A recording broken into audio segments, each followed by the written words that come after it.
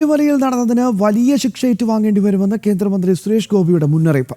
ചെമ്പ്, സ്വർണം, രസതന്ത്രം വലിയ മാറ്റമാണ് കേരളത്തിൽ ഉണ്ടാക്കാൻ പോകുന്നതെന്നും അദ്ദേഹം വ്യക്തമാക്കി. കൂടാതെ ഏകീകൃത സിവിൽ കോഡ് എന്തായാലും നടപ്പിലാക്കുമെന്നും അദ്ദേഹം വ്യക്തമാക്കി. പാലക്കാട് തച്ചനാട്ടുകര, പറളി ഗ്രാമപഞ്ചായത്തുകളിലെ കലുങ്ക് സംഗമത്തിന് ശേഷം അകത്തേത്തറ പഞ്ചായത്തിലെ കല്ലേക്കുളങ്ങരയിൽ നടന്ന കലുങ്ക് സംഗമത്തിലാണ് കേന്ദ്രമന്ത്രി സുരേഷ് ഗോപി വിവിധ വിഷയങ്ങളിൽ സംസാരിച്ചത്. അയ്യപ്പനെക്കുറിച്ച് താൻ ഇതുവരെ ഒന്നും പറഞ്ഞിട്ടില്ല, ഇത് കർമ്മയാണ്.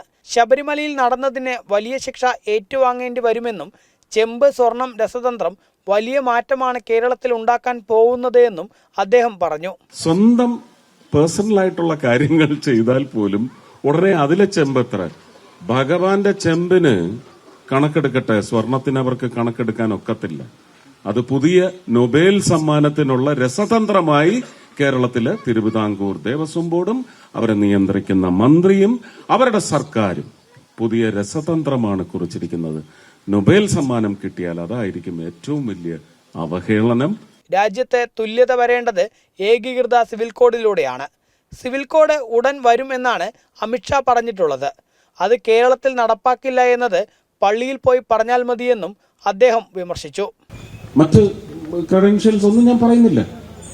അപ്പൊ ആ തുല്യത വരണമെങ്കിൽ ഇപ്പം പേഴ്സണൽ ലോ ബോർഡ് എന്നൊക്കെ പറഞ്ഞുള്ള സ്ട്രക്ചറിനകത്ത് ഇന്ത്യയിൽ നമുക്ക് അംഗീകരിക്കാൻ പറ്റുന്നതല്ല. അതിന്റെ നല്ല വശങ്ങൾ നമ്മൾ അംഗീകരിക്കാം.